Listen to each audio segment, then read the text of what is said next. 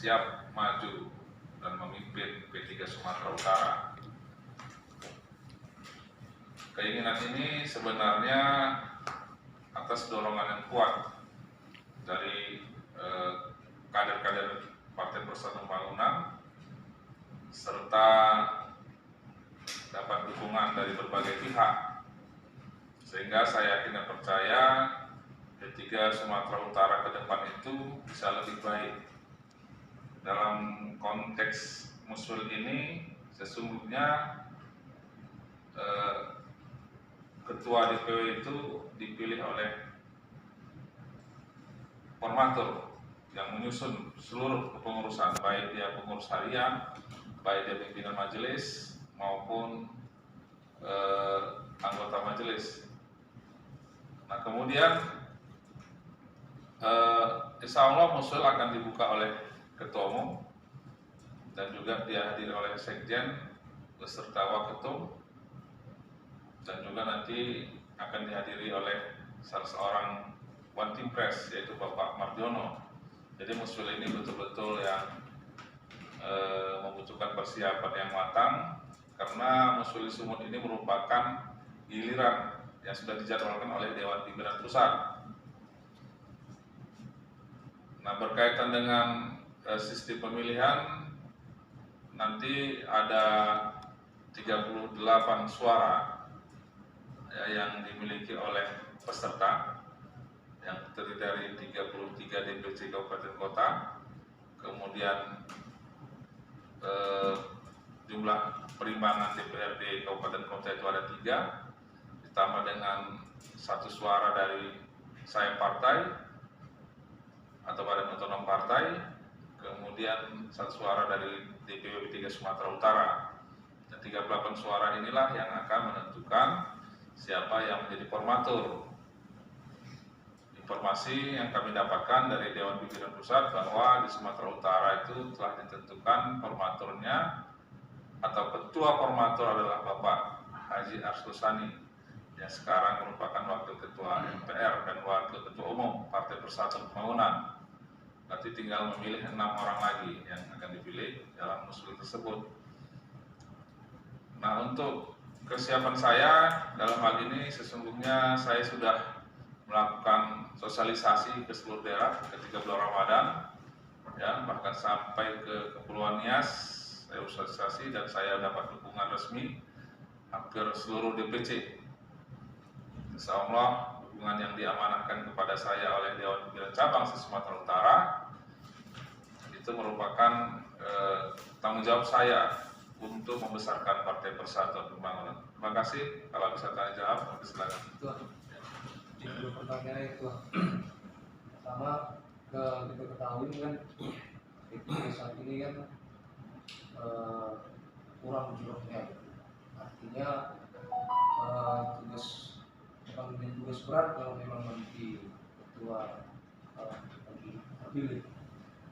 Apa yang memotivasi ketua maju untuk pertarungan pemilihan itu? Yang pertama. Yang kedua, sampai dengan sejauh ini bagaimana komunikasi dengan Bang Budi sendiri? Apa komunikasi bagaimana? Baik, berkaitan dengan motivasi ya, ini kan sesungguhnya P3 ini partai yang tertua lah dibilang, yang lahir 5 Januari tahun 1973, yang didirikan oleh ulama, sehingga sampai ini dengan situasi apapun P3 bisa bertahan. Artinya apa? Bahwa basis P3 sudah kuat di bawah. Nah, namun untuk meraih kesuksesan di pemilu ke pemilu yang akan datang, atau minimal di pemilu 2024 yang akan datang, keyakinan kami bahwa P3 ini akan naik 100% suara minimal. Ya. Kenapa? Karena hari ini kami punya merubah strategi pola. Selama ini mungkin kita bekerja terlalu konvensional berdasarkan workshop politik yang kami lakukan dengan konsultan Polmark itu Saifullah Fatah, bahwa langkah-langkah atau kerja-kerja politik marketing itu sudah menjadi tugas wajib. Jadi nanti seluruh caleg itu tidak bekerja lagi secara konvensional, tapi betul-betul bekerja secara marketing politik. Yang kedua, bahwa semangat Ketua Umum Pak Suharto Manoarfa yang hari ini menjabat Kepala Bappenas atau Menteri Pembangunan Nasional, beliau meyakini bahwa suara nasional itu akan bisa meraih sampai 11 juta minimal, 11 juta suara, dan akan ditargetkan di 60 dapil DPR RI. Sekarang ini kondisinya masih 19 kursi, tapi akan diperjuangkan 60 kursi nasional secara serius. Nah, oleh karena itu, saya yang juga merupakan Ketua DPP yang sudah memahami apa langkah dan strategi Dewan Pimpinan Pusat, sehingga memudahkan saya untuk menjelaskan ke bawah kepada seluruh kader bahwa langkah apa yang akan dilakukan. Nah, ada 3 hal yang sudah dikuatkan ya, menjadi kerja-kerja politik. Yang pertama, bahwa P3 itu membangun branding partai, ya, branding partai dalam hal ini bahwa ternyata hasil survei bahwa lambang Ka'bah itu masih layak untuk menjadi lambang Partai Persatuan Pembangunan. Masih tinggi nilai surveinya. Sehingga tinggal bagaimana supaya lambang Ka'bah ini diminati di kalangan milenial. Makanya lambang Ka'bah ini agak sedikit ditambah dengan merah putih. Kalau kawan-kawan lihat di beberapa spanduk, ya, supaya menyentuh milenial. Karena target-target milenial ini hari ini yang hampir 30% pemilih milenial itu, mencapai 40% juga, ini adalah sasaran utama Partai Persatuan Pembangunan. Nah, seperti apa kerja-kerjanya itu akan kita lakukan secara sistematis, ya, melihat peta politik, melihat peta masyarakat, dan melalui media sosial yang tinggi nanti akan dikerjakan.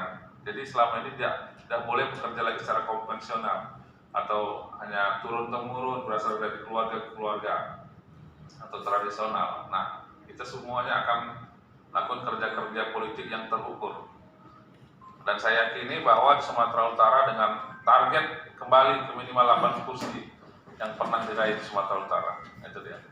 Nah, hubungan saya dengan Bang Puli, saya pikir kami tidak ada bersiteru, ya, tetap bekerja sama sampai akhir periode, mempunyai tanggung jawab yang sama. Kemudian juga dalam Muswil ini kami tetap berupaya bagaimana supaya Muswil ini berjalan dengan sukses. Saya pikir itu. Sejauh ini ada komunikasi, Pak? Ada komunikasi?